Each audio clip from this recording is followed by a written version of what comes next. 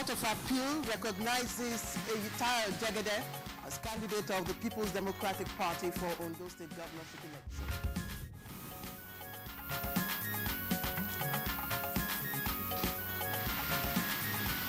On Good Morning Nigeria today, we focus on local content development in information and technology sector, that is ICT.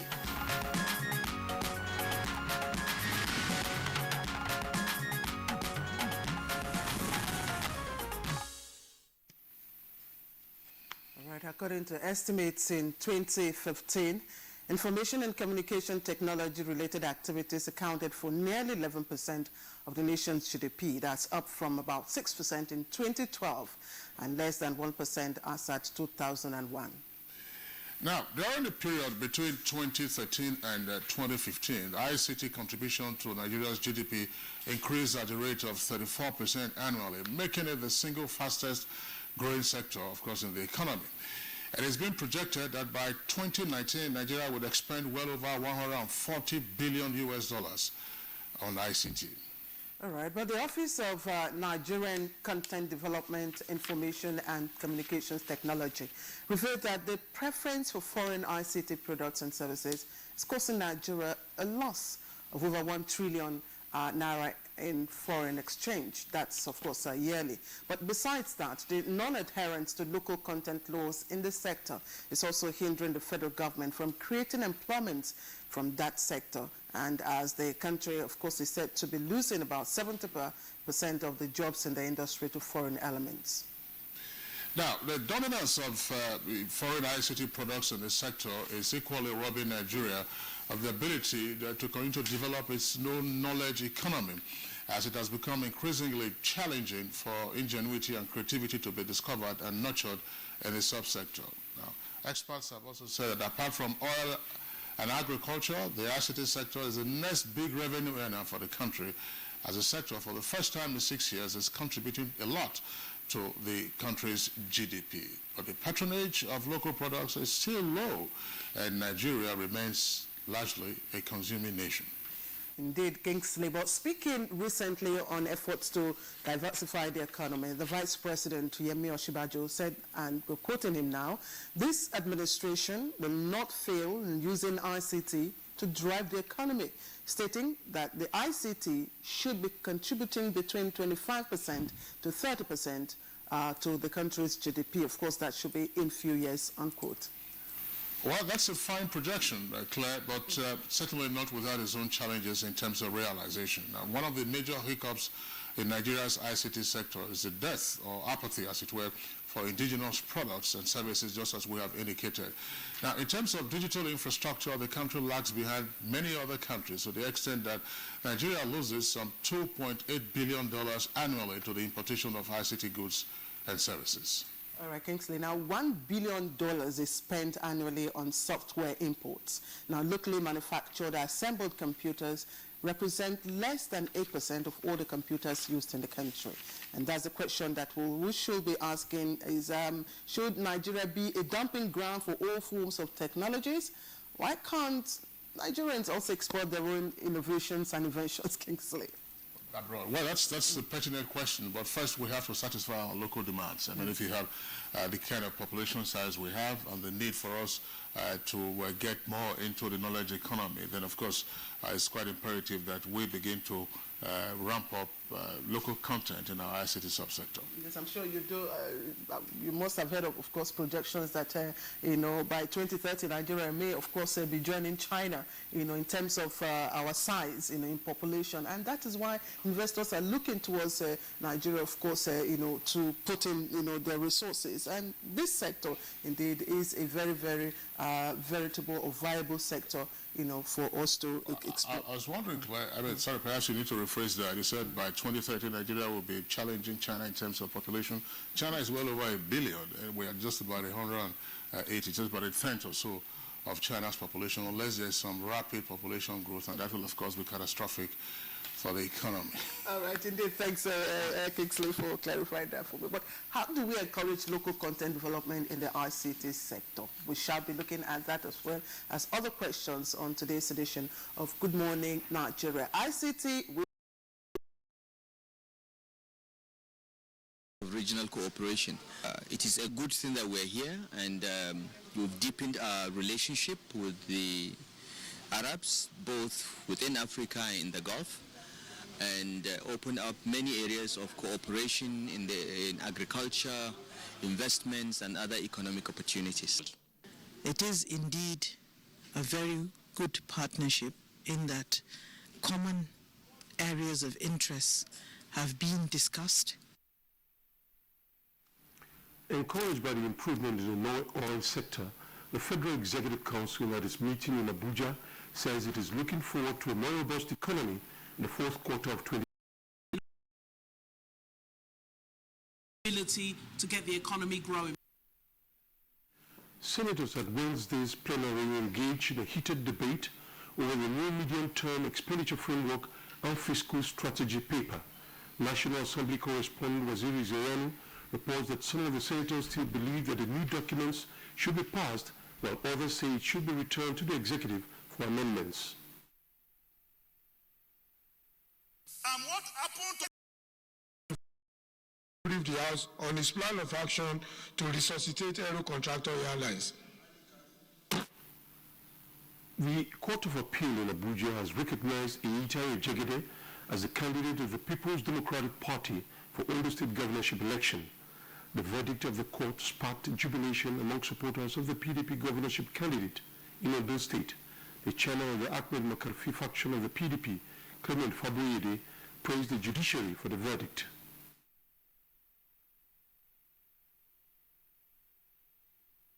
So heartwarming and mind-lifting to everybody who delights in justice, pristine justice, to see that the two judgments that have been delivered represent nothing but justice in the real sense of justice. Now, we're not in this for self-seeking. We're in this to serve our people. For me, this is not about Ondo alone. This is about Nigeria's democracy. As part of efforts to fast-track the actualization of development plans for the tourism sector, Information and Culture Minister Lai Mohammed has inaugurated a multi-sectoral committee to review the nation's tourism master plan. This is the beginning. We all visit other countries and we see the pride of place that tourism is put. See which aspects of that master plan needs to be reviewed in consonance with what has happened, both in terms of technology, in terms of politics, and in terms of climate change. Under this administration, tourism will technically move from the margin and will come to the center of governance and will become a driving force of the economy. The Nigerian Army says 5,235 persons have been rescued from insurgents in the northeastern part of the country.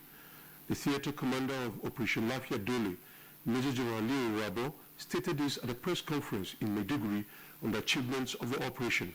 The theater commander also reiterated the commitment of the military to combat and clear the remnants of the Boko Haram insurgents.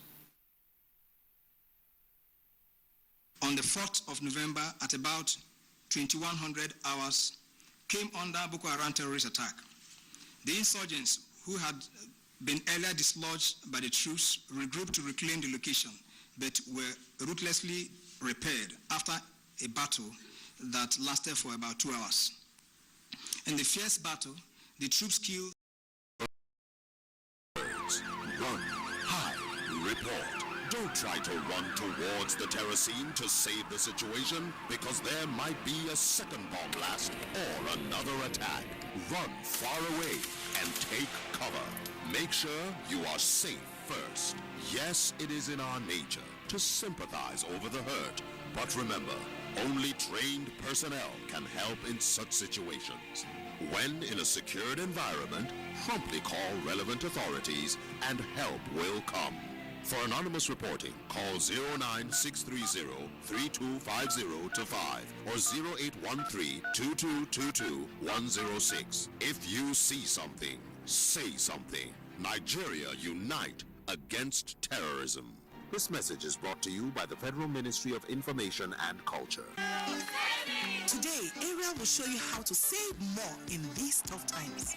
Why this powder? It's pretty good and money's tight. But Ariel gives better cleaning with less powder. Impossible. Come with me. Spaghetti sauce, chocolate drink. For these tough stains, I'll need 1, 2. And just 1 handful of Ariel. New Ariel gives better stain removal with less powder. That's real savings. Ariel removes tough stains better in 1 wash. NTA Properties Investment Company Limited, a subsidiary of the Nigerian Television Authority, specializes in creating comfort in all areas of life, such as real estate investments, that is, land, houses, and office spaces, mast leasing, savings and loan scheme, household items and car loans, and so much more.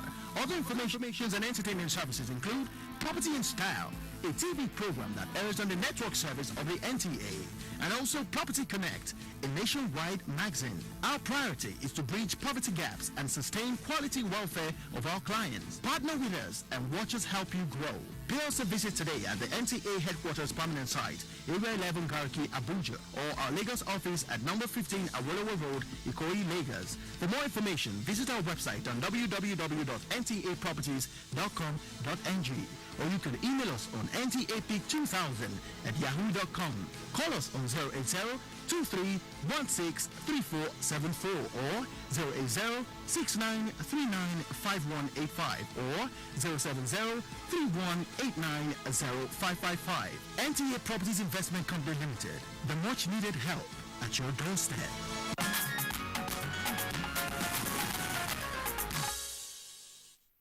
All right, you're welcome back. But if you just joined us, it's Good Morning Nigeria, and we are reaching you on the network service of the Nigerian Television Authority. In our business news package this morning, State Commissioners of Finance pledged commitment to cost management drive of the federal government, and the Nigerian Stock Exchange hopes to slide in midweek trading. Details with Leah Katum Babatunde.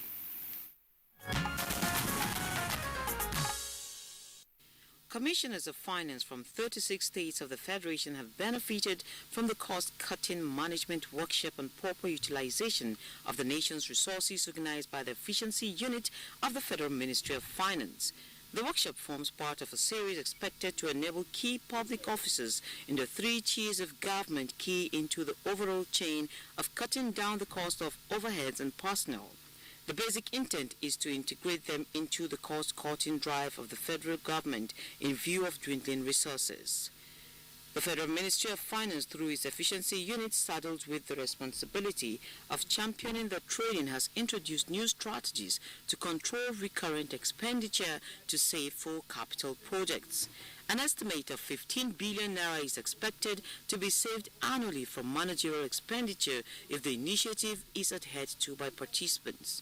In recognition of the need for close collaboration between the federal and state governments to restore Nigeria to economic growth, today's workshop has been organized not only to guide the state governments in the creation of efficiency units in their respective states, but also to provide useful tips on how to identify the various elements of costs as well as how to manage them. It was a knowledge-sharing forum as officials of the Federal Ministry of Finance and State Commissioners of Finance shared ideas on the way forward in ensuring prudence in management of public resources. Anything that would be done at this point to make sure that we are much more efficient, we are much more prudent in management of the resources at the state level is more than welcome. If we need further partnership, some of us may have to invite them down to the states to look at it further. We may also give them suggestions on what we are doing at the states, especially for states that are doing this and doing it very, very efficiently. Participants of this third phase of the workshop are expected to extend knowledge gathered to local government officials, and the Federal Ministry of Finance is to conduct routine monitoring to ensure compliance. The Organization of Petroleum Exporting Countries, OPEC, will debate an oil output cut of 4 to 4.5% for all of its members except Libya and Nigeria next week, but the deal's success hinges on an agreement from Iraq and Iran, which are far from certain to give full backing. 3 OPEC sources told Reuters a gathering of experts from the oil producer group in Vienna had decided on Tuesday to recommend that a ministerial meeting on November 30 debate a proposal for member Algeria to reduce output by that amount. Such a cut will bring OPEC's current output down by more than 1.2 million barrels per day. Sources also said the representatives of Iran and Iraq and Indonesia had expressed reservations during talks that continued for 11 hours about their level of participation in what will be the group's first supply limiting deal since 2008. OPEC's deal faces potential setbacks from Iraq's call for it to be exempt and from Iran, which wants to increase supply because its output has been hit by sanctions. There are indications Saudi Arabia and its Gulf allies have signaled they were prepared to cut close to 1 million barrels per day of their output. Oil prices fell in Asian trade on Wednesday, reversing earlier gains as doubts re-emerged over whether OPEC will agree to a crude oil production cut at the ministerial meeting next week. And lastly, the Nigerian Stock Exchange's oil share index reversed successive negative trends in midweek session to advance marginally by 0.22%, a day after the Central Bank of Nigeria maintained its stance on monetary policy. It ended the session at 25,517 points, while the market capitalization closed at 8.784 trillion naira.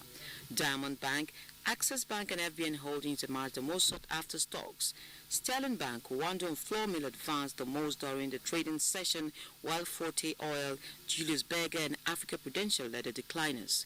With business news, I'm Leah Katun, Baba Tunde. And that takes us to newspaper review, and that's coming up next.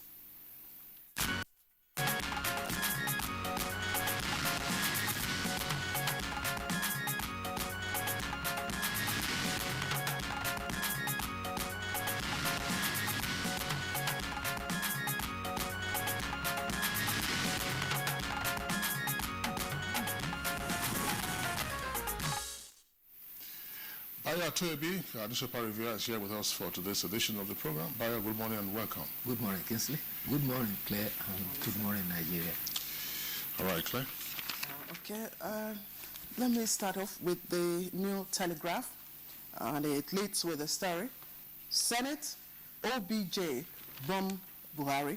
It comes with 2 writers there. Senators, economic team incompetent. NTEF, that's medium-term expenditure framework, afford and unrealistic. And ex-president to Buhari, stop lamenting, face governance. And there's an excerpt, of course, right below there attributed to ex-president Olusegun Obasanjo. And the picture stories you find on the front page there, of course, Jubilant Ondo people as appeal court sacks Ibrahim and INEC released Jegede. Details of that on page 12. On that story, military killed 150 pro-Biafra activists. That's Amnesty. And Army denies report. IG, we've lost 128 policemen in 3 months. The details of that on page 5. And other stories trending just below the nameplates there. How soldiers killed my 4 undergraduate children. That's coming from lecturer. Wike accuses INEC of giving Amaechi original result sheets on page 10. And federal government to ASU, we can't pay you 280 billion naira now. You can find the details of that on page 6. And 20 Yaba Tech students hospitalized as fire raises hostel.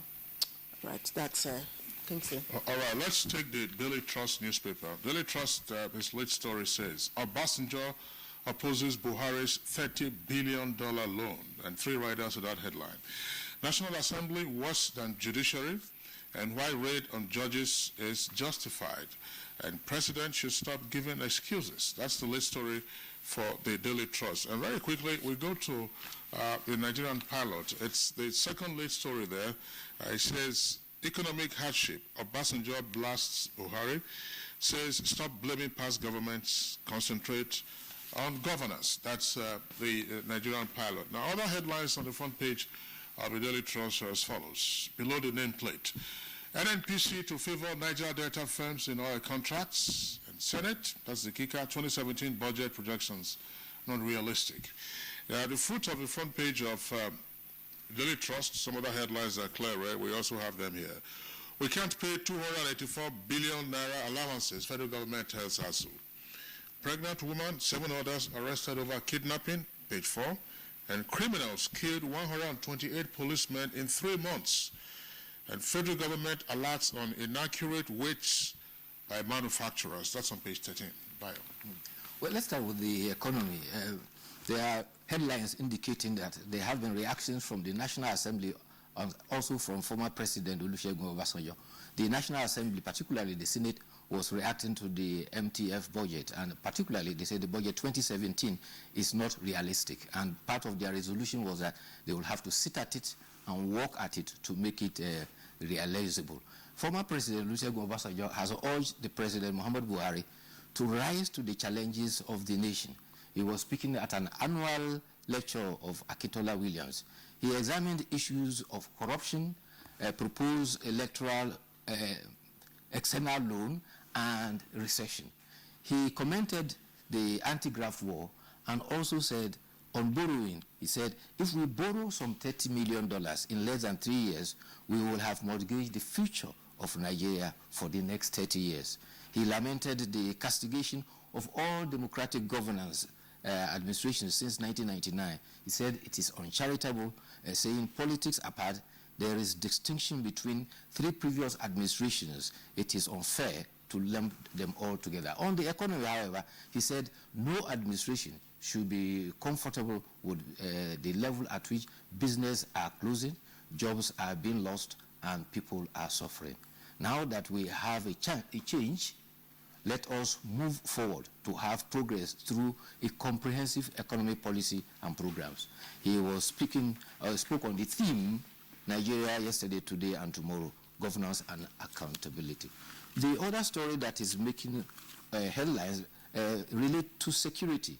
Amnesty International, in its report covering August 2015 and August 2016, says that about 150 pro-Biafra separatists have been killed by the security forces. However, the Nigerian army has reacted to that. Colonel Sani Usman, who is the spokesman, has described it as an outright attempt to tarnish the reputation of security agencies and particularly the armed forces. He said the report had overlooked the separatist use of firearms, the targets of security men, violent secession agitation that has threatened the peace and security in the southeast. He cites, for instance, that there was an incident in which 5 policemen and several soldiers were injured. He said in an instance, 5 policemen and several soldiers were wounded. All these were not reflected in the amnesty report. However, the main topic of the day was the jubilation in Akure yesterday, following the Court of Appeal ruling. But there have been developments as regard that. Immediately after the ruling, the Independent National Electoral Commission has said that, issued a statement saying that it has now replaced Tayo Jegede as the PDP candidate for the election coming on Saturday. However, the Ibrahim Jimo says he remains the PDP candidate until the Supreme Court rules otherwise on Friday. The sitting is coming on Friday, and he called on his supporters not to fret and not fight anybody and wait, because what he described as one-day ruling, which is instigated by, or rather paid for. On the other hand, Governor Olusegun Mimiko, while arriving at Akure, amid the supporters of the PDP, has called for the election to be postponed. He cited specifically that between now and February, when he is supposed to hand over, there is ample time for the election to hold, pointing out that the constitutional requirement is that such election be held only 30 days before the election. And presently, Tayo Jegede will not have had time, only 2 days, to campaign for the election. But the justices of the Court of Appeal descended heavily on the lower court and denied all the 7 grounds of appeals. Okay, Bayo, that's basically one of the major stories, of course, trending on all the newspapers. Indeed, it is a major headline on the leadership that I have. And let me quickly take a few other stories that have captured the front page of Leadership. The lead story, as I said, is on Ondo. Jagede is PDP candidate, and Jimo Ibrahim heads to Supreme Court. Will comply with ruling, and that's, of course, coming from INEC. The details of that is on page 5. And, of course, the OBJ words to PMB, clear the mess, put Nigeria on path of rectitude. It's also trending there. And the picture story on the front page is that of Nasarawa State Governor Tanko El-Makura presenting a souvenir to the Minister of Water Resources, Suleiman Adamu, during Adamu's visit to Government House Lafia yesterday. 128 policemen die in line of duty in 3 months. It's also trending there. Now, again, that's sorry from federal government to ASU. We can't afford your 284 billion naira demand. Federal government tells ASU. Let me quickly look at the stories trending below the nameplate. IBB Emir of Nasarawa condole with Ndaisa over mother-in-law's death. That's also trending. And PMB presents 2017 budget to NAS December 1. And this other story, of course, airports concessioning to wait until 120 billion naira fund probe over. And that's coming from reps. Okay, let's return to the Nigerian pilot. Nigerian pilot below the name flag, it's a headline. 14 months after, Hamid Ali grounds customs. That's the headline there, details on page 6. And what Claire just read about the presentation of the 2017 budget estimates to the National Assembly next week, details of that on page 9. Lead story, it's also on the Ondo governorship elections. Ondo PDP governorship crisis, that's the kicker. Justice Abang's ruling fraudulent. That's attributed to the appeal court. Details of that on page 4. Now, at the foot of the front page, we took a couple of headlines. Why we are probing DSS. That's attributed to Dogara, page 13. And NSC, that's stock exchange, backs federal government on 50% local refining of crude. And communities drag shell to British court.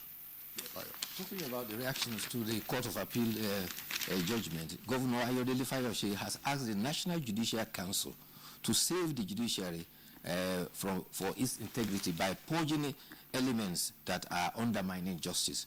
He knows that this is the second time that lower court was given a judgment that is questionable. He cites the Justice Morenike Ogunwumiju panel during the last June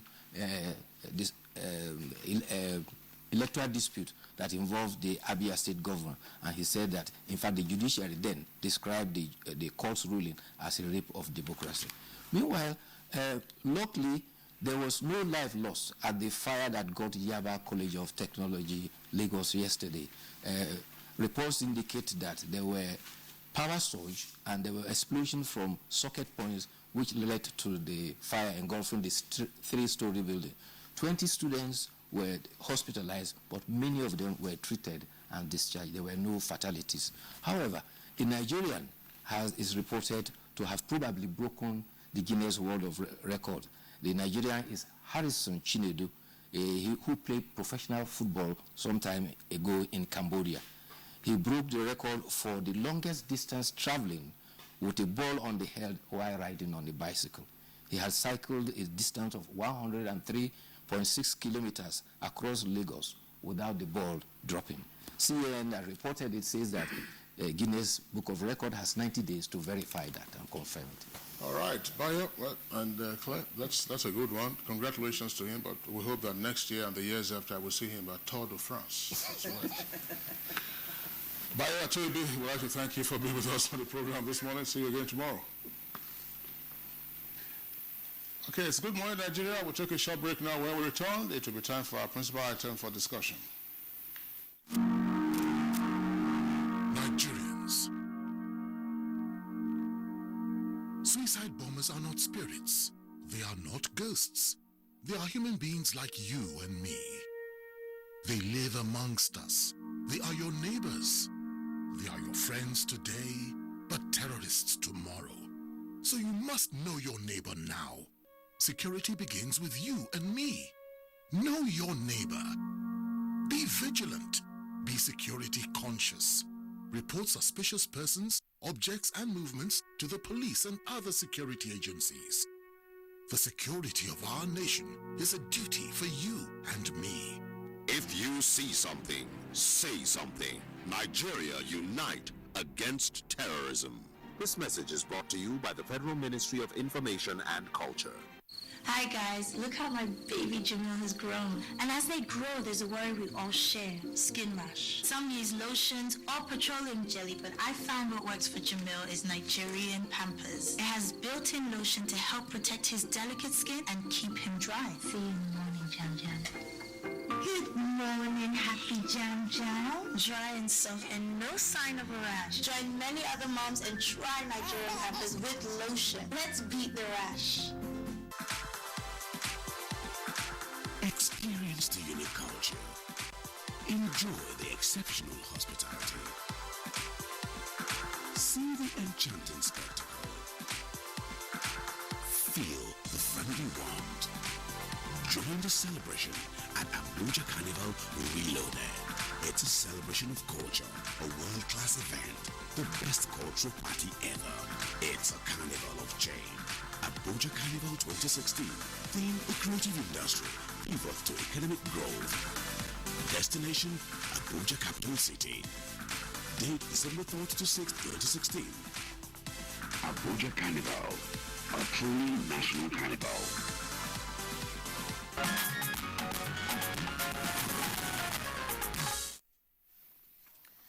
You're watching Good Morning Nigeria, and it's reaching you live from Africa's largest TV network.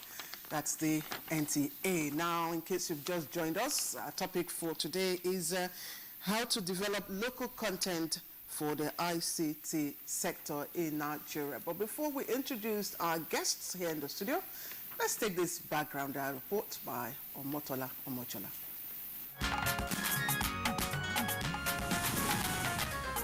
At the center of globalization, information and communication technology has played significant roles in connecting Nigeria with the rest of the world in terms of lifestyle, education and culture, to name a few. Known widely as a population that catches on fast with trends in technology, Nigerians' impact is felt both socially and commercially in the innovations of technology companies around the world. Information and communication technology sector has been identified as responsible for about 12% of the economic growth of Nigeria, contributing between 9 to 12% to gross domestic product. As it has created millions of jobs for the populace, so is it creating huge capital flight from the nation. This research finds is due to Nigerians' apathy for made in Nigeria ICT products. Research has shown that Nigeria loses some 17 trillion naira in foreign exchange yearly. This is due to the fact that 70% of sales of technology products are from foreign markets, while 30% is left to the local manufacturers. This figure has however been disputed in some quarters, putting it at 90 to 10% in favor of foreign products. With a projection of $144 billion value for Nigerian ICT hardware and services by 2020, local content development in the ICT sector is imperative. Stakeholders in the sector continue to fashion ways of encouraging local content, and at the heart of it are policies that provide enabling environment for starters in the sector to grow. There have also been moves pushing for establishment of factories by international brands and encouraging partnership with local entrepreneurs. There have also been calls for funding of the sector, provision of tax waivers for local operators, and attitudinal change in the crave for foreign technology products against the local ones. How will all of these fit together to develop the sector to the benefit of indigenous companies? Join us as experts propose solutions on ways to develop local content in the ICT sector.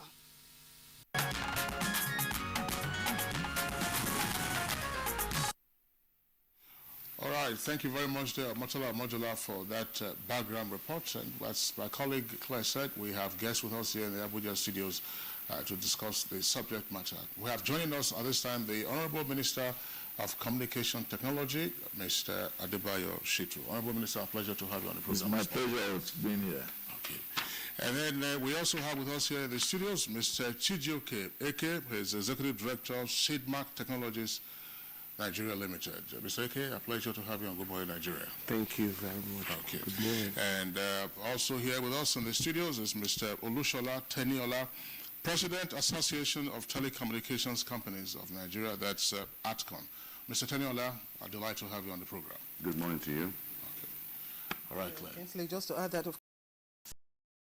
both hardware and software. In the area of hardware, you have, computers and all of that.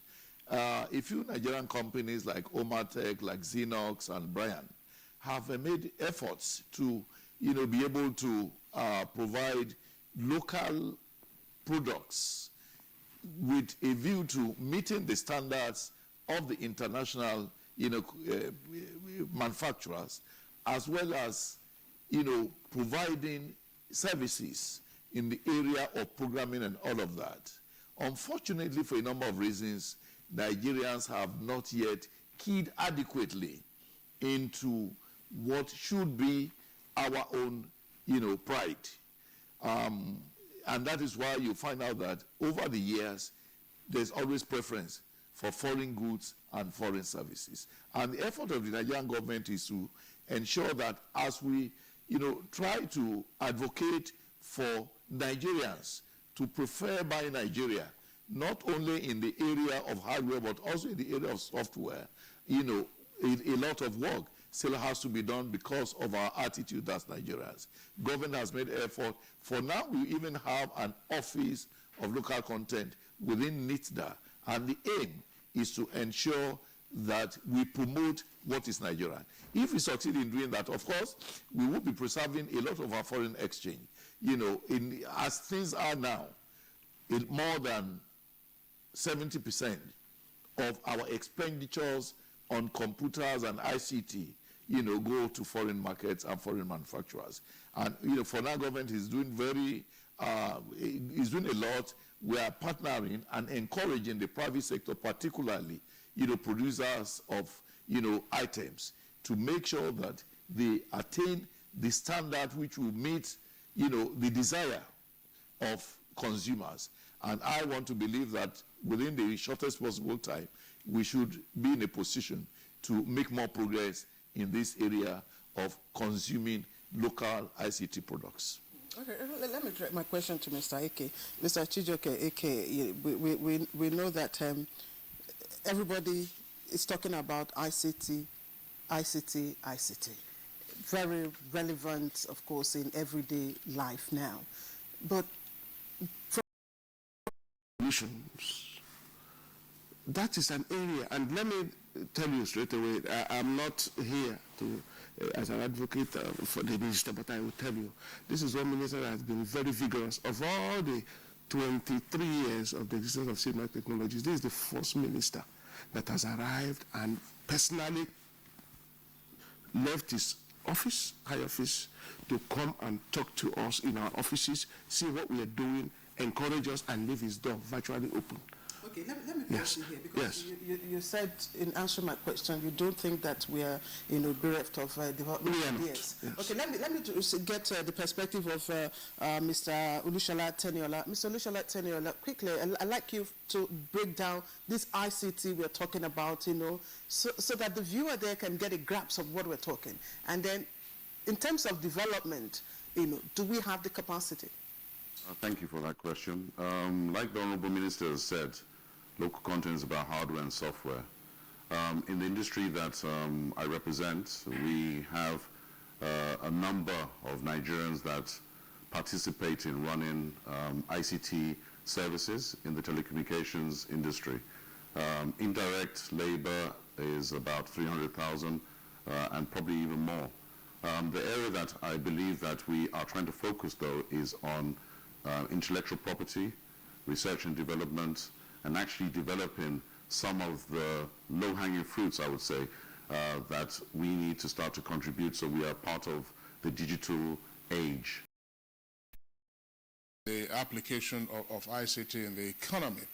And persons are going to wonder, your association of telecoms companies in Nigeria, all the while, have you just been an association of importers and dumping? Why are you just now, as it were, waking up to the need for the infusion of local content into the sector?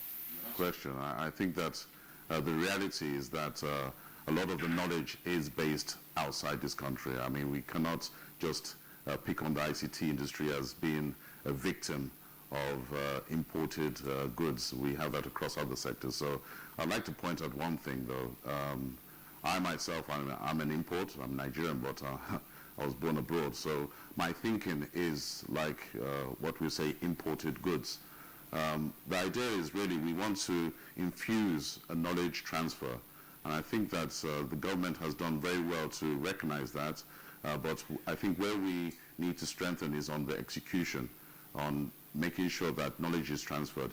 The reality is that the high-end products, and some of them are futuristic in nature, will always be imported into this country. So I don't agree that we should stop importation of certain goods and services. But what I do want to focus the narrative is that where do we contribute in this very complex ecosystem? And I believe that first we should look at the actual, you might even call it assembly of certain products. I think that the high-end silicon type devices, there is no way we're going to actually catch up. We have to realize that. And the cost of producing it is much lower than what we can actually ascertain. So I think that there has to be a dialogue where we actually engage with government to recognize those things that we can immediately address, and that's about training youth. And I recognize that the youth is the future for Nigeria, because ICT, if you don't mind me saying, is about the Mark Zuckerbergs of the world, and that speaks to the software element, which is a knowledge-based society. Okay, Mr. Chenela, thanks. We'll come back to you. I mean, you've touched on some of the aspects that we will discuss in greater detail. Honorable Minister, back to you. As you very well know, there's no one country that manufactures an aircraft. You know, different parts are made in different parts of the world and then brought together and assembled. Some years ago, we had a drive or the campaign for the manufacture of certain components or the assembly of components of handsets, telephone handsets. We are told we have tens of millions of subscribers. Problem with the steel industry in Nigeria. For serious manufacturing to take place in any country, the steel industry must be up and doing. Even in the area of manufacture of ICT products, you certainly need to have a viable steel industry. I'm afraid if, over the years we have succeeded in sustaining, a steel industry. So in ICT in Nigeria, the effort at the initial stage, the pioneering effort, was to at least be able to assemble. If we succeed in assembling up to 50% of what we use in Nigeria, I believe that would be a very positive step. But I'm sure that for a number of reasons, we have not yet gotten to that stage. Of course, we will require a whole day to really, analyze and identify the causes of the lackluster performance of Nigeria in that sector. You would ask, you may want to ask, what has government been doing in this area? ICT is a private sector-driven industry. And remember, it is often said that government has no business in business. So what government does is to provide an enabling environment for the private sector to drive industrialization, even in the area of ICT. We have been providing an enabling environment, to the best of my knowledge.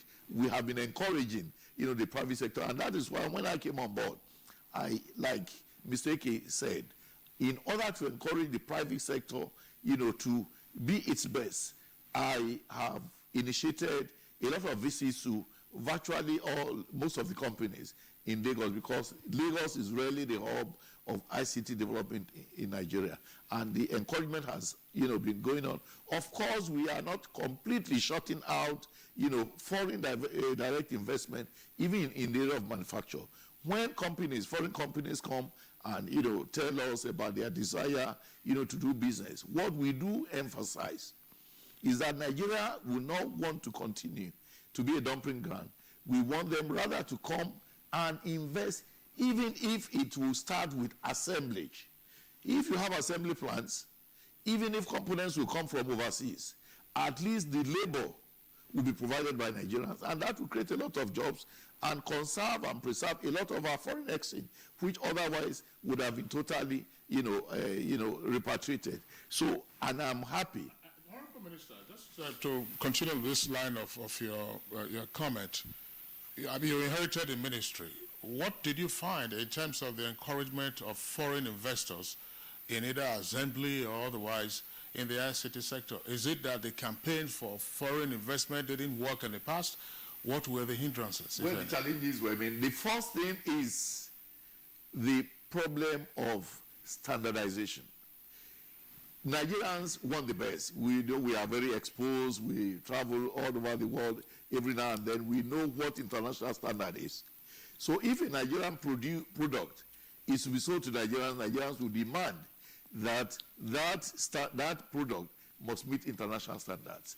We also know that for industries generally to operate successfully and productively in Nigeria, the issue of electricity must be in the front burner.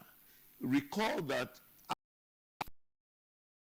economy is largely dependent on export of rice to countries like Nigeria and others. So we also have to do an advocacy, and we have to sustain this advocacy for Nigerians to believe in buying things Nigerian. Okay. Not only because we want to enjoy, the best, but also because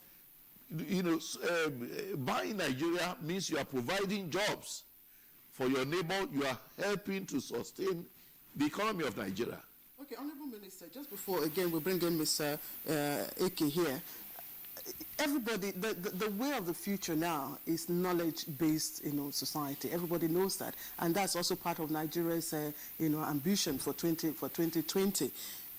Do we have a deliberate, strategy or policy to drive the local content development in the ICT? We have. Number one, we have a policy already, which says that emphasis must be placed on Nigerian product. But you would agree with me that before you can go into legislation, because I am prepared and I have said it, for instance, NICOMSAT is one area where NICOMSAT means Nigerian Satellite Communication Services. Currently, Nigeria has one satellite in orbit. Nigerian companies themselves do not patronize it because there is hardly any backup. For a national satellite company to have just one satellite in orbit is akin to having a transport company which flies Abuja to Lagos. If you have to apply that, if that company has a vehicle which does not have, spare tire, it will take a madman to want to patronize such one. So I have said, and we are making efforts towards ensuring that Nigeria acquires more satellites in orbit. If we can have 2 additional satellites, then I would initiate legislation to ensure that Nigerian companies, Nigerian agencies, Nigerian ministries and government departments must patronize Nigerian content in the area of satellite communication. That's just one example. So until and unless we have enough capacity in the area of producing high standard, devices, high standard, software and all of that, it will be difficult for the Nigerian government to impose legislation, because that will certainly stifle availability of needed, products and services. All right. Okay, Honorable Minister, thanks a lot. Let's get the views of Mr. Chijioke Eke. Mr. Chijioke Eke, we have the guidelines on local content issued by NIDA. That's the Office in Charge of Technology Development. From your perspective as an operator in the industry, are the guidelines sufficient or the guidelines ambitious? Thank you. What are the challenges with meeting the guidelines? Thank you very much. First and foremost, from the area, I'm going to look at it from the area of software and services. You see, there are so many headwinds we face. For example, some of the wave-making software solutions running in this country today are developed locally by Nigerians that are running. In fact, in the ongoing e-Nigeria, a government agency, the National Youth Service Corps, won a major award last night based on the portal and what the differences that is made for corpus. That was developed in Nigeria totally 100% Nigerian. What we need to do is not only to look at what we do today, but we look at what will happen tomorrow. And that is why companies like us need to be encouraged by government to adopt, mentor, and release the creative, youthful energies in the area of ICT today in this country. And that's why we are backing so many startups. In my company, we have adopted 2 companies today in a critical area of healthcare to say, go out there, live your dreams, because these are wonderful things that can happen to Nigeria. We'll back you up. But then when we back you, need encouragement. So there must be legislative providers of tomorrow. Government can encourage me by saying, well, what you are investing in that area, we can mitigate it by, say, tax breaks. We have no cover.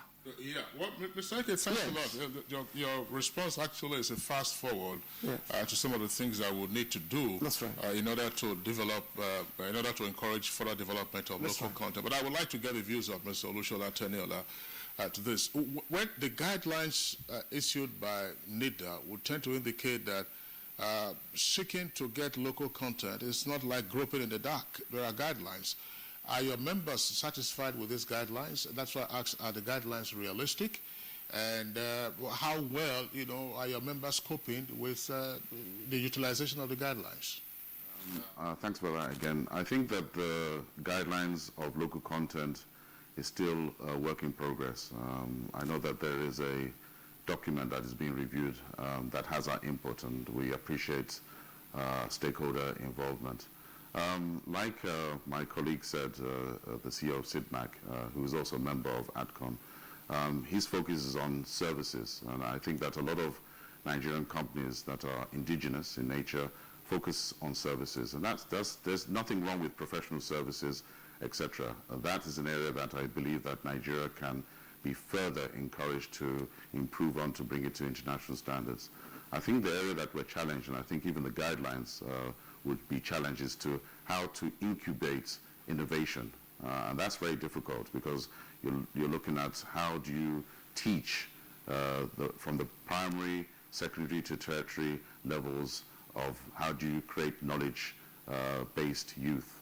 And that really is not the ambit of the guideline, though it recognizes that we have a gap in our knowledge base right from the youth. But what we are seeing is that a lot of companies that are coming up, that are addressing the fintech industry, is an area that I think Nigeria can make a difference and be differentiating, and also mobile money.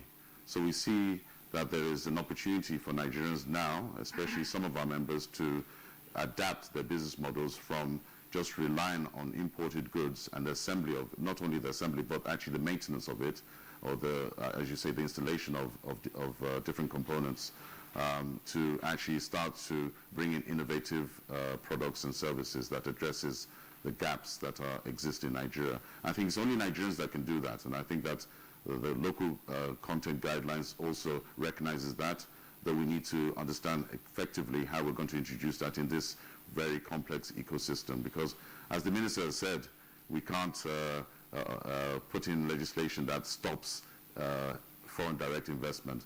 This industry is private-driven. Most of it is foreign direct investment-led, and it is in the tens and tens of billions of dollars, and we need to increase that. So we need to find a space for indigenous Nigerian companies to contribute to that growth as well. Thank you. Right, let me, just before, I know you have a question for Mr. Teniola, but let me direct my question to Mr. Ike. Mr. Ike, we are told that the TSA software was designed by a Nigerian company, and software design, so you know how lucrative that can be. How can we build on that and get more local companies to begin to go into software designing? Thank you very much. That is why when you look at the software industry, the kind of investment, the kind of what we take out of this country to create jobs outside by way of patronizing foreign software. And this runs into tens of billions in hard currency. And we all know the headwinds we face today. Now, and also my company is a member of the ISPON independent software producer of Nigeria today, which is acting as the collective hub to drive this and engage in conversations with government. And I tell you, the Honorable Minister has left his door quite wide open for innovations, ideas that can move this forward. But the key thing there is that there is this mentality, buy foreign. But you have made a very, very apt example. The Renita, TSA, running today. It's a wholly, 100% wholly owned, Nigerian wholly owned company that is driving this. And today, a lot of them are happening. Why is that happening? It's because we believe, those of us in here that are providing these software services and solutions, that we can match toe to toe with what comes from outside, provided we have some form of encouragement. In Nigeria today, we have young whiz kids that are going to revolutionize this country with what they are doing in terms of software engineering. But they need encouragement. They need to be lifted out of that initial inertia, given the potential energy to then convert to kinetic and then get dynamic. So what we need to do to focus in this area is first of all to believe in Nigeria. We've had situations where we have competed with external software. And eventually, they get adopted, but halfway in implementation, they come back and say, oh, what was that solution we were talking to us at that time? Please, you can come back so that we are stuck in the middle. You know why? Time zone differences for support, lack of adequate understanding of the local ecosystem. Because when you bring in foreign software, is it customized? Is it localized to suit what we have here? So if we are going to increase capacity in that area, there must be deliberate investment and incentives for those who are willing to pioneer. Those of us who came out during the days, I don't know whether you can remember. The minister did say in one of his outings, of course, incentives, so he was going to bring down or increase incentives? Yes, it's still work in progress. Honorable Minister can tell us. It's still work in progress, but I believe that with the conversations going on now, and like Mr. Thenola said, my colleague, if we engage in these conversations and we engage in pointing to government, because government is just an enabler. In the ICT area, is basically private sector driven. So if we're going to increase capacity, we must not wait to go through what other countries have gone through. But luckily, we are also exposed to that knowledge. But then we need, with the headwinds in the country, we need to address them. Okay, well, Mr. Chitokeke, thanks a lot. Just to indicate that we have viewer reactions already by way of tweets. The handle is on the screen there at NTA GMA. We take those tweets presently, but I have a question for Mr. Olushola Teniola. While you were speaking earlier, you did say that, well, it might not be advisable for us now to start chasing Silicon Valley type of innovation, but that there are some low-hanging fruits. In your opinion, what are those low-hanging fruits, software or hardware, that we can harvest almost immediately and then seek to expand our local content? I think the short term, and I think we have to encourage ourselves, and I want to share a couple of examples that are the reality right now on ground. We made reference to Lagos State. Currently, we do have 5 undersea cables, and a majority of them are owned or run by Nigerians. So, you know, it's something that we should be very proud of. We also have those cables connected to data centers. And data centers are the infrastructure for the new knowledge age, you know, so we might talk about web portals being built by these geek whiz kids in Yabatech, for instance. However, a lot of the websites that we have, both government and private, are actually hosted outside the country. Now, we need to address this immediately by bringing those data, especially government, back into the country, so we have them hosted in world-class data centers that exist in the country. And I know that the Honorable Minister has visited 1 or 2 of them, so he can attest to what I'm saying. And then we need to then look and address at the content. Content is the new currency in the ICT world, and it's the new black gold, as we call it. So if you look at the social media that we all know, it's actually based abroad, and it is basically an innovation from the Western world. We need to also look into our Nollywood. Those are areas where we actually are leaders in Africa and in the world, and looking to actually build similar content that is not only for Nigerian consumption, so it's actually locally built and consumed locally, so you have an economy built, but also you can export that information. So, I believe that those are one of the low-hanging fruits. Another low-hanging fruits, as I alluded to, is the fintech industry. We have millions of unbanked customers, and lots of those customers actually have handsets. We currently have 158 million subscribers on our mobile network. We can leverage that, and I think that we need to start to build a broadband network. So once we build a broadband network, we've harmonized all the networks that each of the operators have built. Then we have a platform, and that platform can be owned by Nigeria, and it can actually stimulate innovation that's peculiar to our environment. And I think those are the areas that we should focus, and I believe the government has started to address that under the National Broadband Plan. Thank you. Right, Mr. Lushola Teniola, thank you for your response there. Mr. Teniola is President, Association of Telecommunications Companies of Nigeria, ATCON. We'd like to thank you. We have tweets, of course, that have come in. Viewers have joined us in this conversation. And Kingsley? Yeah, that's right. We have this from Ipokia Forum. It says, I must say I've been waiting for this on NTA. Now, what do you think of biometric device for civil servants instead of using registers? All right. This one comes from Honey Ade Ventures. We have been waiting for this for a long time. ICT sector can help us out of recession in Nigeria. And Akintunde Damilare has this tweet. I heard that the government wanted to establish ICT in 30 states. Is it true? Okay, and this one is from Daniel Steves. Okay, that's, of course, one of our next guests coming in. He says, pleased to be joining Good Morning Nigeria and NTA. And Bright Irene tweets, Nigerians should stop celebrating foreign technology. Instead, we should create ours. Then we can celebrate. Again, Honey Ade Ventures, there's the second tweet coming from him. No local content in Nigeria, as far as I know, for ICT. All of you in the studio and NTA gadgets are not locally made. You can't be sure of that. You can't be sure of that. We are locally born, I believe. All right, we have this from Festus Akimboyo. It says, Nigeria must invest massively in R&D if we must be relevant in ICT. We can't even connect to Wi-Fi in the cities, including airports.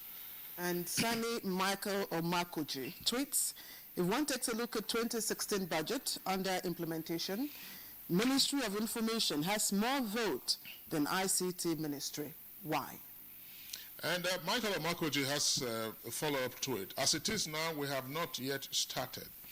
We make too many promises than implementation. Where are the 30 ICT centers much talked about? And finally, coming from Olusegun Dosumu, for local content development in ICT to thrive in Nigeria, some sectors have to be fully industrialized and power sector fixed. Well, the minister spoke to that earlier on. Yeah, that's right. But let's get the views of the Honorable Minister. From the conversation that we've had, we're expecting other guests to join us in this conversation. Yes, Honorable Minister, you say Nigerians want the very best, so the standard and the quality of your product must therefore approximate what is out there in the rest of the world. Now, I also know that the Nigerian elite class, particularly those who are interested in quick fixes, will tell you globalization. So globalization, which speaks to the point that Mr. Eke was talking about. How do you develop systems or programs or software or services that factor in the ecosystem of the domestic environment? When, in your opinion, are we likely to get out of this mindset, and what is required to kick us out of that so that we open up our minds and hearts and say, look, we're going to patronize what is made here? Well, I think we already have very good examples of this. TSA is one very good example. It has never happened in any part of the world. For the first time, Nigerians, produced a software that was blocking leakages in government finances, that was reducing corruption, that was, creating, wealth, as it were. A number of countries outside Nigeria are coming to copy from us on this. So if Nigeria can produce TSA by a Nigerian company, completely, local intelligence to produce that, and the world is, taking and running to Nigeria to have a feel of it and to experience it, certainly we can do so in so many other respects. So I think the first thing is for us to have confidence in ourselves. If you are talking of globalization, Nigeria is part of that globalization. It cannot be a one-way situation, a one-way traffic, when it is from the Western world that everything is coming. Let things emanate from Nigeria and also, enjoy the fruits of globalization in terms of patronage. So I think that we are starting well, and I want to believe that in the next 3 or 4 years, Nigeria would have made much more progress in the area of producing software that will be internationally competitive and that will be admired and patronized by the rest of the world. All right. Just to add to the ministers. Now, look at what is happening. You must be fast because I have to stop. In the area of education, there has been a tremendous amount of effort that has gone in. We do remember a few years ago when people have all sorts of crises and uncertainties on the road. Now, so many of those services today can be done from the comfort of people's bedrooms, registering, getting your results, Absolutely. and all that. These are being done by Nigerian companies like mine. And what we're saying is that with a little more encouragement, we can match toe-to-toe with this foreign software. Executive Director, SIDMAC Technologies Nigeria Limited. Thank you very much. Thank you. What's culture. And also like to appreciate the Honorable Minister, Sir Adebayo Shito, of course, who found time to be with us this morning. We do appreciate.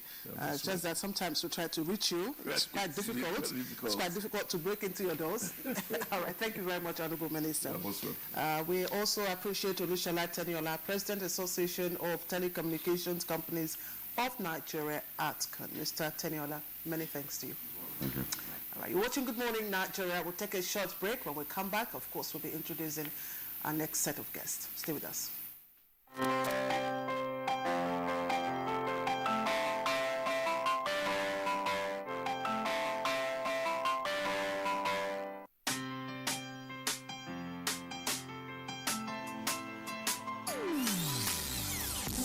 Hear the call of change. Stand up, Nigeria.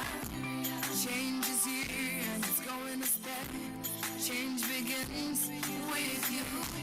Oh yeah, make we go. So let it change begin from within. Look at you, oh the change begins with you and me. Change begins with me.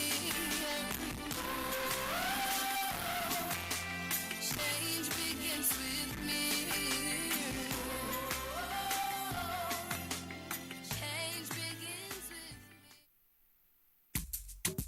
Don't give flash. I have gone. Yeah, sent to chill. I don't carry on gone. I shoot him for flash. Oh, like this. Flash, I don't die. That's him. Hey, if you move, I shoot. That man at the school can something. But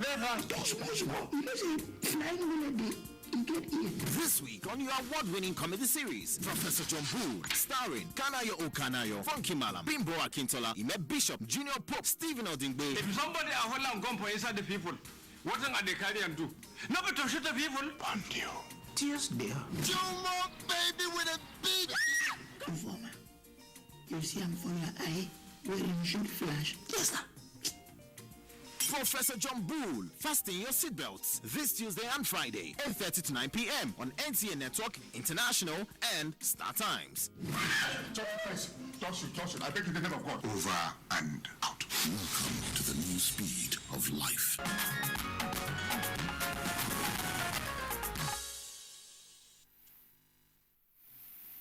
Watching NTA, Nigerian Television Authority. For more information and news updates, visit our website at www.nta.ng, or you can follow us on Twitter at NTA News Now, or you can like us on Facebook at NTA Network News. Stay connected on our YouTube channel at www.youtube.com/NTA News Online. Watch our live stream at www.nta.ng/live. NTA, you can't beat the rich. All right, you're welcome back. But if you just joined us, it's Good Morning Nigeria. We are reaching you live on the network service of the Nigerian Television Authority. Whether by way of investment, or direct training and so on and so forth.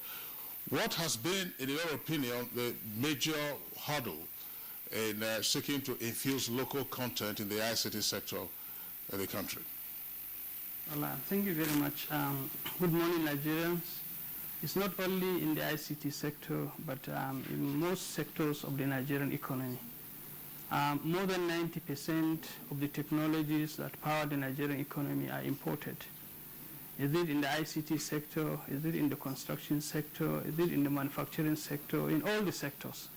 So what is expected is, as a nation that is aspiring to become economically independent, we have to strategize to ensure that we improve on the local content. We reduce the level of foreign technology consumptions. Where are technologies emanating? Technologies are expected to emanate from universities, research establishments. And in my own opinion, of course, we have the knowledge infrastructure. We have fantastic infrastructures. We have over 140 universities in this country. We have research and development establishments. But in my own opinion, even though the funding is very weak in those institutions, they've still been able to come out with some technologies. But if we have to rely as a nation on these technologies emanating from our institutions, Nigeria will continue to crawl. In my opinion, is we allow technologies to come into Nigeria from our foreign technical partners through joint ventures, through foreign direct investment. But we have to prepare ourselves. We have to get our best brains in this country to understudy those technologies. If it is in the manufacturing sector, we get to have our best brains that could participate in the manufacturing sector. We have to have our best brain if it is a construction sector that would be involved right from the design up to the completion of the road. By the time the project is executed, you discover that part of that technology, whether we like it or not, would be imparted on Nigerians. But what is important is we have to be focused. The regulatory agencies must have to do their work very well. If you want to improve on local content, the essence of bringing the local content is to reduce the level of dependence from our technical partners outside the country.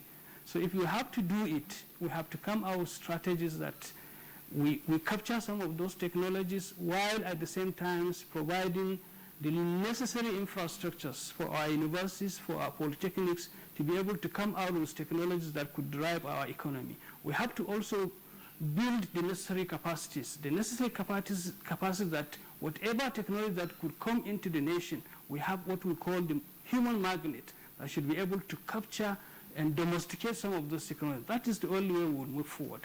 But so long as the regulatory agencies don't do their work, we open our gates so wide for anything to come into this country.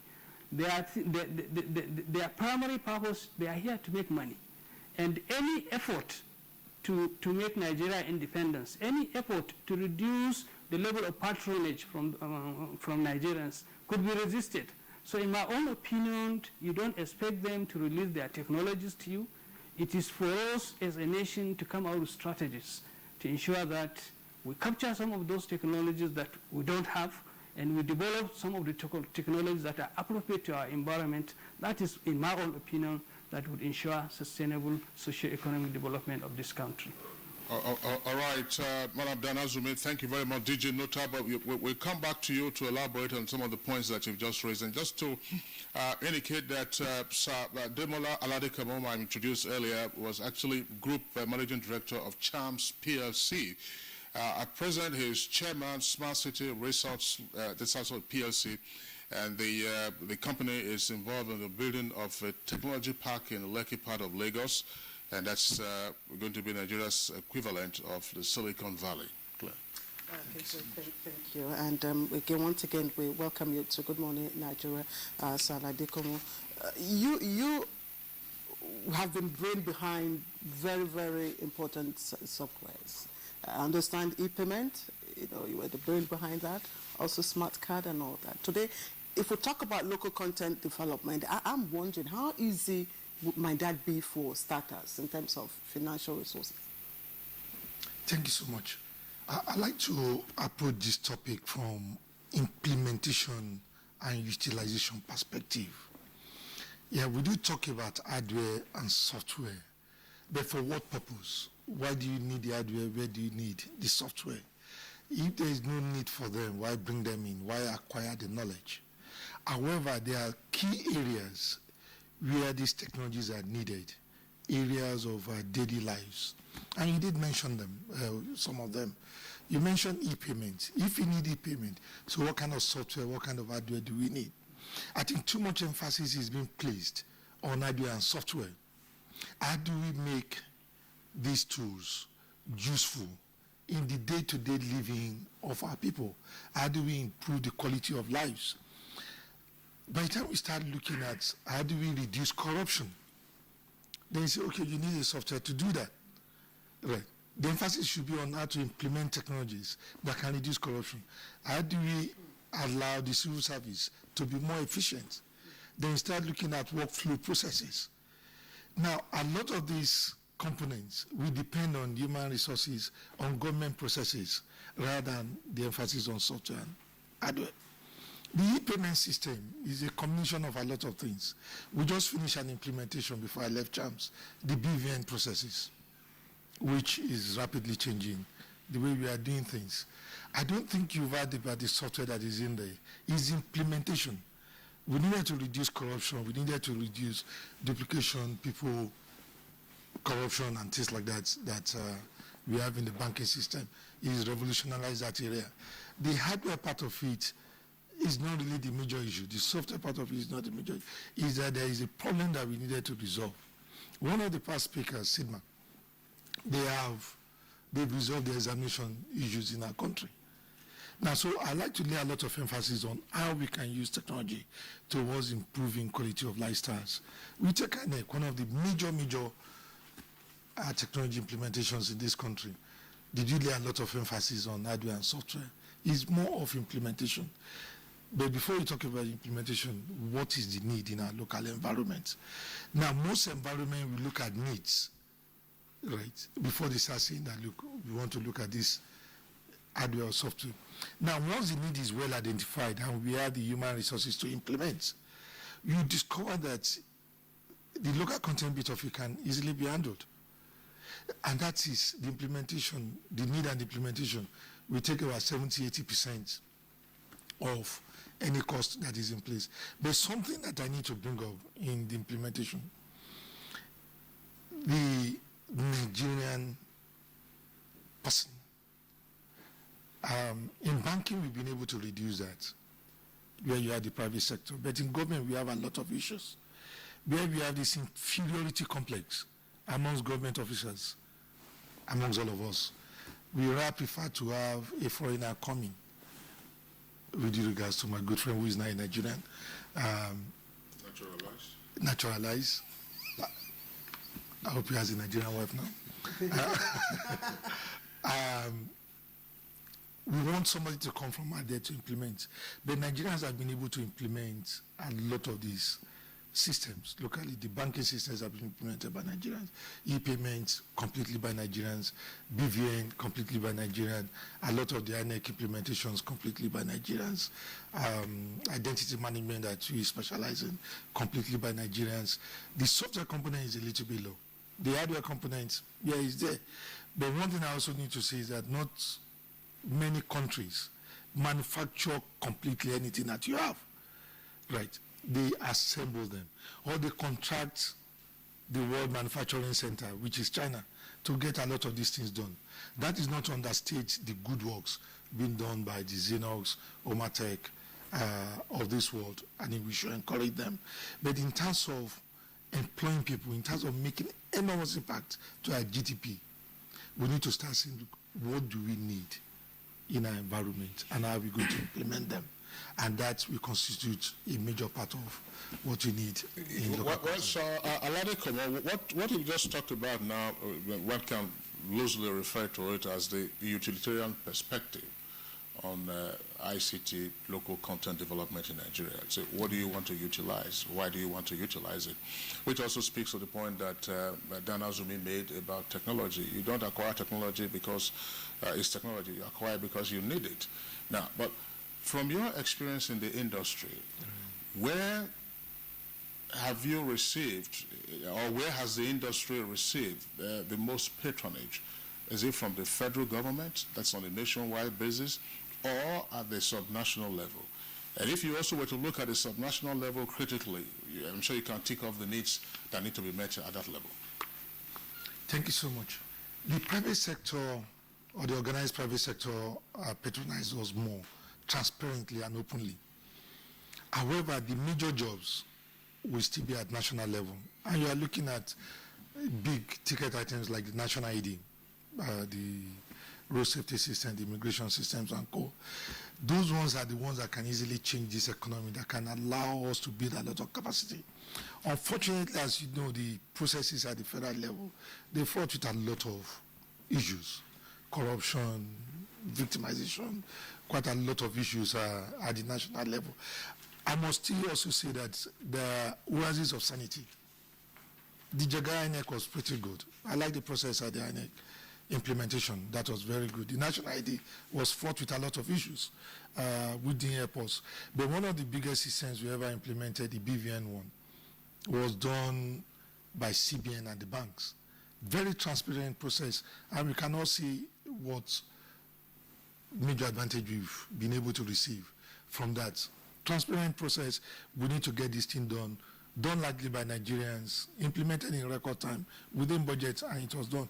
So the organized private sector and the banking system, probably central bank, have done a good job. INEC has done a good job. The NCC part was not well done, but I believe the Dambata regime will look at it.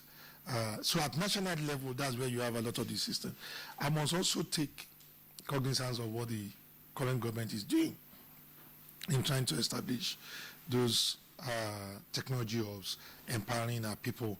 I think the processes are coming up very well. But they need to look at Nigerians and look at the needs properly, and not just say that we want to import tablets. The emphasis on hardware is good.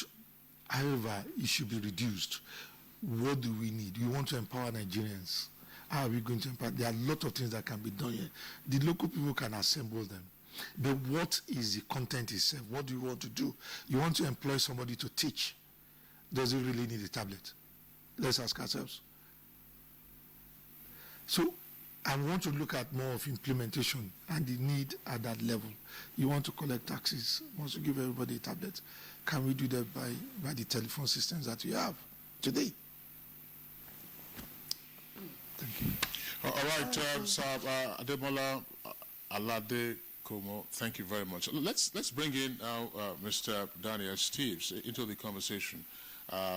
You listen to the other guests, and of course this is an environment in which you are operating now. What, in your opinion, are the gaps in terms of seeking to upscale local content in our ICT sector? Because all the complaints we're having now, that's why we have some of the challenges. You keep importing. We're in a recession, third quarter running. Interesting question, and I'm glad to be the odd man out to give you a slightly different perspective on some of these things. Personally, I think we need to separate consumer versus enterprise including government, the institutions. There's a huge difference in the technology. When I started in this business 35 years ago, business drove consumer. Today, consumer is driving business. When we talk about hardware and software, I have a big focus on solutions, right? The solutions, to echo what my friend beside me was saying, we need to understand the requirements. If you don't clearly understand the requirements, then you don't know what you're delivering to, and that's a critical element of it. And that goes back to the way that we develop software answers. You have integration of different pieces and solutions. So Best of breed has always been my approach. Take the best tools to deliver to the requirement, you integrate them, you create hybrid answers. Local content in Nigeria doesn't mean that we should be developing a new Oracle database or a new Microsoft Word processor. We don't need to reinvent the wheel. What we need to do, I believe, is raise the bar on how we can work with implementing integrated solutions that are designed and controlled by the local customers that are using it. Resist the external consultancies, be they Nigerian or international, of coming in and telling you what you need to do. One of the greatest experiences I had working with international consultancies, I won't name them and shame them, is I've learned a lot about how not to do business from these places. They walk in and here's the answer before they ask and listen to your questions. So going with that best of breed approach where you're integrating the right things, where you have the Nigerian purchaser picking the right products, and a lot of what we can do here is train the people to, just like they do in other countries, in Germany where I work now, in England where I spent 12 years in London, and in Canada and across America. We import software, we import services there as well. India, the Philippines, Vietnam for outsourcing of software services. There's nothing wrong with doing that if you're getting the right answer that you need. But you have the management, you have the control, you have the governance, and you have the requirements definition, to repeat myself, as a very, very necessary part of that. I'd like to flip that a little bit as well and say that instead of only looking at foreign investment coming into the country, as investment, I want to have foreign dollars coming into the country where they're buying services from us. They're buying solutions from us. There's no need that we couldn't take the vast amount of skills that I've seen in Lagos where I've worked, in Abuja, in and around my BD hub that I'm running for Nigerians. Quick point there. It's not my business, it's a Nigerian business. And across the event that we had last week in Kaduna with Startup Aurora, where we brought in a bunch of local developers. These people need guidance, direction, management to be nurtured to grow upwards. If we do it the right way, there's room for the Silicon Valley type innovation. Somebody comes up with a clever solution that can raise a lot of money, bring a lot of value, that's great. But what we can also do is look at these people and start to create development houses. Nigeria, you speak the right language, right? You speak English, which is what the world is buying for the most part. Companies like Adidas, they import their professional software services and software building from India, from the Philippines. Why can't they be importing that from Nigeria? We can build up that industry, and instead of putting our hands forward to bring in investment, I want them to do commerce with us. I want to become a trading partner. That does an awful lot more to correct the situation in terms of currency, does a lot more to correct the overall imbalances of trade that we have if we're actually selling services outward. And the population that you have here, the drive, the motivation, the attitudes of Nigerians, which have infected me enough to bring me here every month for this year and every month for the years to come, that is what you can build on as well. So don't only think about, oh, let's make our own tablets here. Let's do something new here. Let's take a look at how we can leverage what we have and sell to the world, as well as looking to buy from the world. That right type of hybrid can help to deliver the right type of answer, in my view. Let me not just overweight the issue, because we've talked about the fact that the ICT industry is in Nigeria presently is dominated by foreign companies. But the point I want to make is that most of the work is outsourced to Nigerian companies. Now, does that speak to the capacity of such Nigerian companies to actually drive such initiatives? Yes, it does. I think there might be a missing link sometimes, is that there's not enough demand for knowledge transfer. A huge element of what I do and what I'm really focused on here is to take my knowledge and experience from outside of Nigeria to combine it with the knowledge and experience inside of Nigeria. As I said earlier, to not say, do it this way, but let's figure out what is the right way to do it, right? It's a combination of knowledge. And if there's more onus and requirement built into the contracts of the companies that we're working with from outside to actually bring in the resources to work with our teams instead of only their teams. Again, create mixed teams. This is how we've always done it successfully. I'll go into consulting engagements where it's my team and whether it's a court system or a manufacturing organization or anything in between, to have those teams work together. Both teams end up learning from each other, and it's much, much stronger.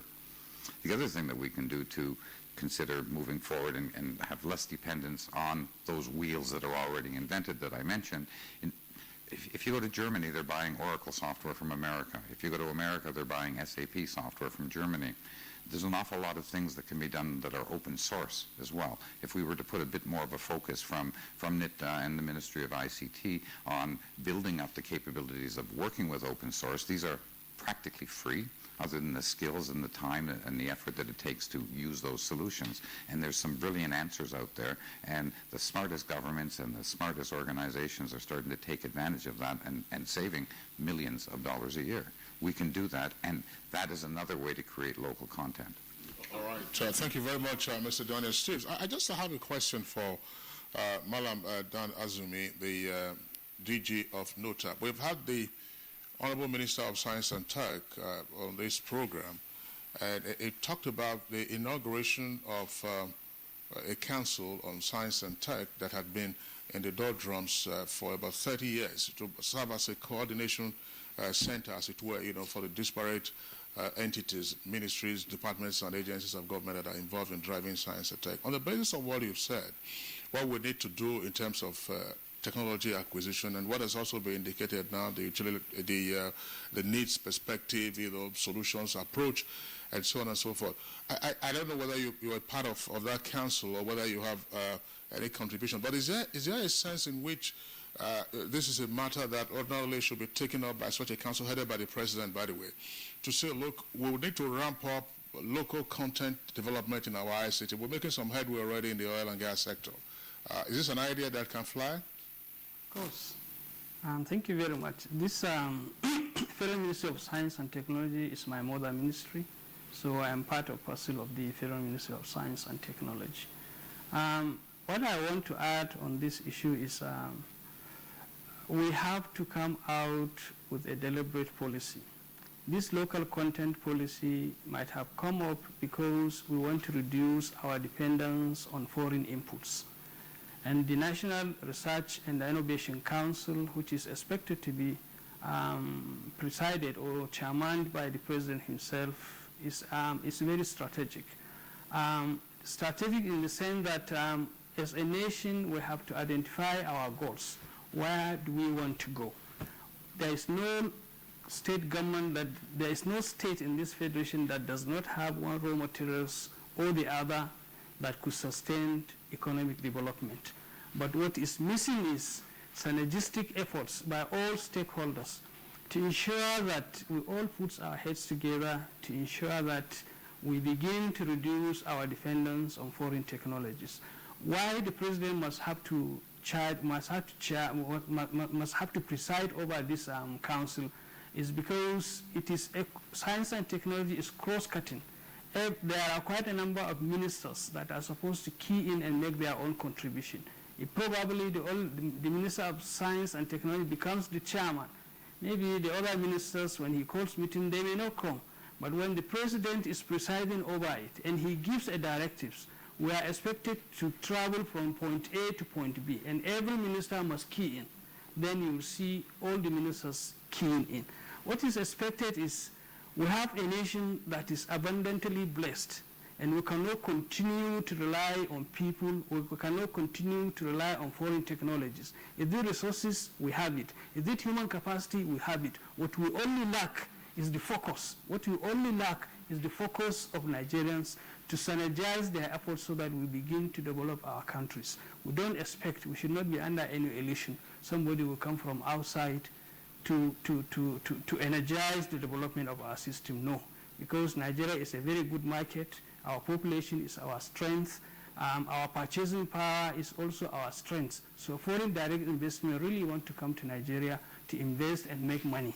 Yes, please. Azumi, DG NOTAP, we'd like to thank you very much. Sorry, we're running out of time, but just the last comment from Sir Demola Aladekomo. We understand you're developing a replica of Silicon Valley in Lekki. Quickly speak to that to us. Yes, thank you so much. We believe we need an environment that could allow Nigerians to innovate. Not just innovate, we need to mentor a lot of our younger ones. So we're building this Technology Park in Lekki opposite the Lagos Business School, a 48-hectare property that we house the best of Nigerian technology companies. Also have a modern city called the Smart City Square, the Smart City City, where you have the foreign companies also coming in. We believe the environment needs to be very right. Now, you have the foreign companies, you have the local companies, you have the incubators also within that environment. It's a work, live and play environment. You have the market, you have everything in there. And you have also the mentors and investors all living within that same community, our own equivalent of the Silicon Valley. All right.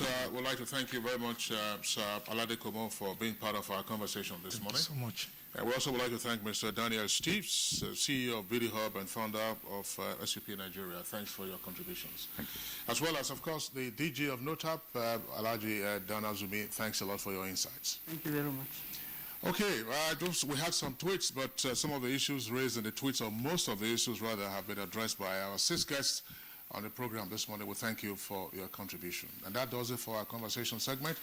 And we'll see if we can take 1 or 2 of our companion segments very quickly now. Sports.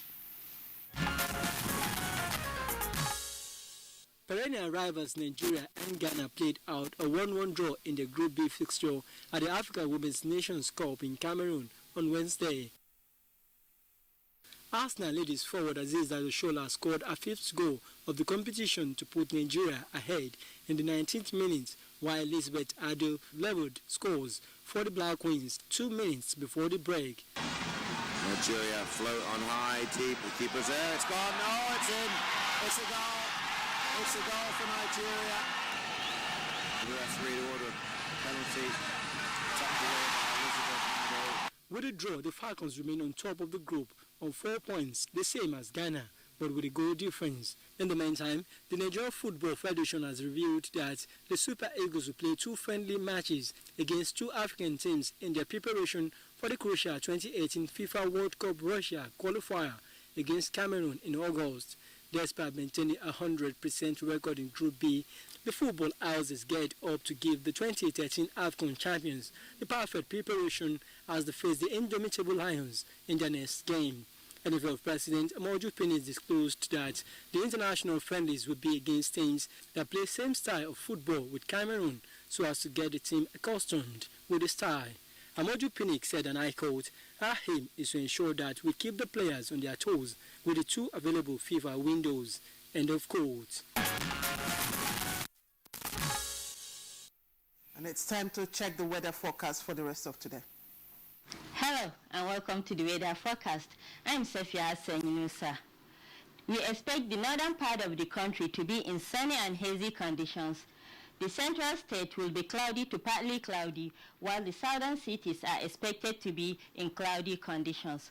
Further into the day, we do not expect any appreciable changes from the central up to the north, while areas around Akure, Ado Ekiti, Benin, Enugu, and the coastal cities should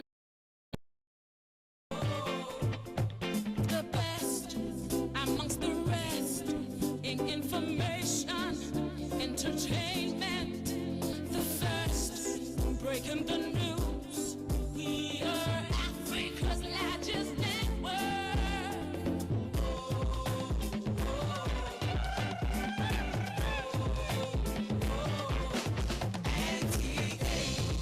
Africa's largest network. Second to none. The first, the biggest, the best. NTA.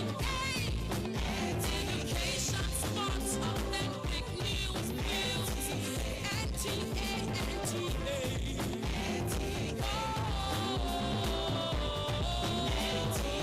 You can't beat the rich.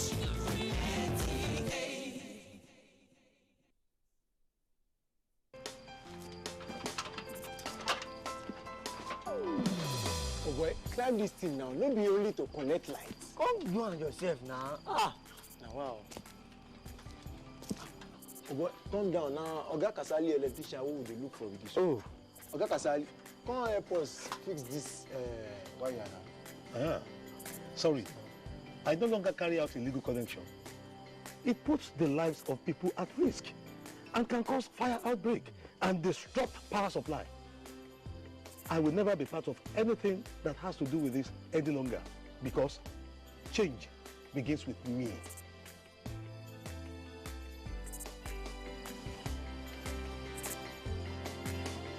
Oh boy, wetin him talk make sense. Oh boy, make we carry this slide and comot from here.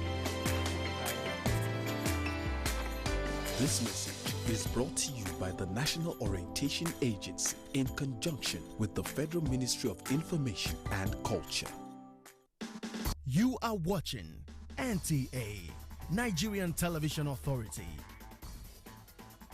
For more information and news updates, visit our website at www.nta.ng, or you can follow us on Twitter at NTA News Now, or you can like us on Facebook at NTA Network News. Stay connected on our YouTube channel at www.youtube.com/NTA News Online. Watch our live stream at www.nta.ng/live. NTA, you can't beat the rich.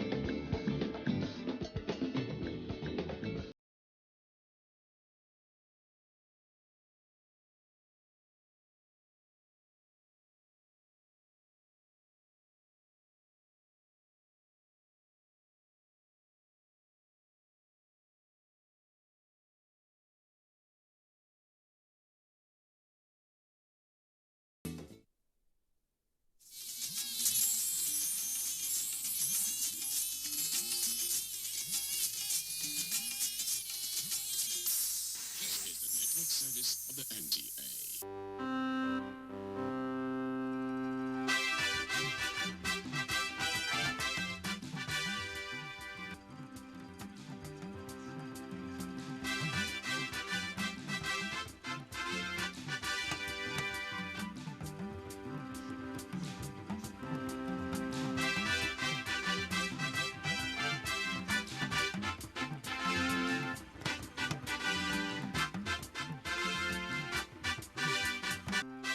Nigeria Super Falcons held to a 1-1 draw by their Ghanaian counterparts in their second group match at the ongoing Africa Women's Championship in Cameroon. Festac All-Stars wins first edition of the All-Stars football competition in Lagos. Plus some of the top sports stories making headlines across the globe. It's a very good morning to you. Thank you for tuning in to another edition of Sports Reel, where we'll bring you juicy sports stories from the sporting arena. And we are reaching you on the network service of the NTA. I am Adeola Omokive. Stay tuned for the details. Nigeria Super Falcons midweek at the 10th Africa Women Cup of Nations were held to a 1-1 draw by the Black Queens of Ghana in their second Group B encounter. With 4 points from 2 matches and a match to go in the group stage of the championship, the Super Falcons will next take on Kenya on the 26th. Here is an excerpt of the Nigeria-Ghana encounter. Football here, of course, no extra time penalties.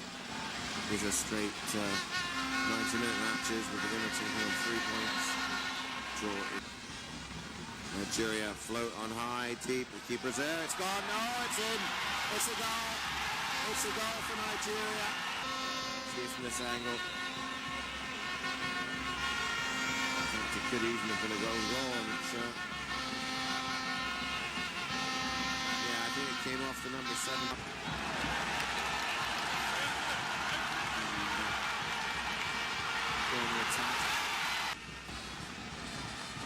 This penalty incident, kick on the ankles was enough.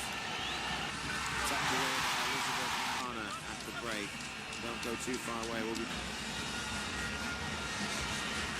getting past one marker and then two before finally being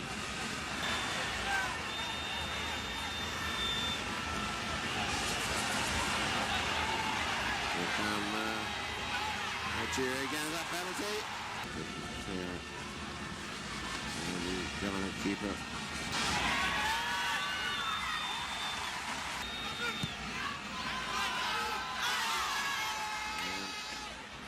Almost.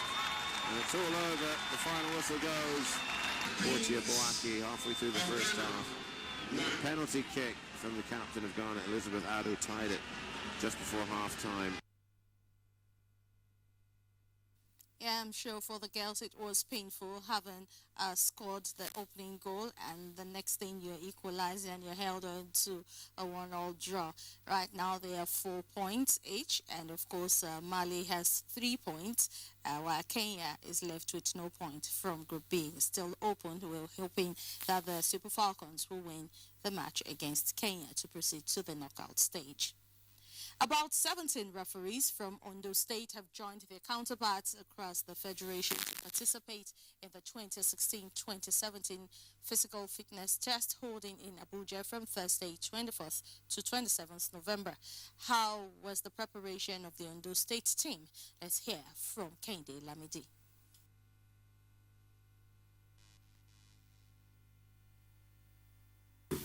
The role of referees in the football match cannot be overemphasized, because they are final arbiters in the field of play. This they do often by blowing whistles to indicate or take fouls and to direct or control the proceedings on the football pitch. To carry out all these functions, they have to be physically fit, mentally alert, and psychologically sound. Referees to take part in a football match need to undergo some physical fitness tests before the commencement of any organized football league. Hence, the yearly physical fitness test organized by the Nigerian Football Referees Association to ascertain the state of fitness of Nigerian referees that will officiate in the 2017 Premier, Professional and National Leagues. As Nigerian referees prepare for the 2016-2017 physical fitness test slated for Abuja between 24th and 27th of November, over 17 impartial arbiters from Ondo State have embarked on serious training in Akure, the Ondo State capital. Ondo State has produced FIFA badge referees such as Titus Adegbengbe, Dixon Adejube, Yemi Fabunmuyi, and Henry Ogunyamodi in the male category, while Board Secretary did stay proud as a woman FIFA badge referee. In the Premier League, 11 referees will be taking part, while about 60 others will feature in the physical fitness test to qualify for the Pro League and other leagues. They trained in ladder, 800, 600, 400, 200, and 100 meters, as well as circuit training. Speaking with NTA Sports Reel on their level of preparedness for the physical fitness test, the Ondo State delegation said they are in top shape to qualify to be part of the referees that will officiate at the 2017 Nigerian Football League. We are very good in Ondo State, and I can assure you that by God's willing, we are going to perform 100%. We train hard, very well. None of us will drop in the race. The state contingent has since left the state for Abuja on the 22nd of November for the exercise. From Akure, Kenya.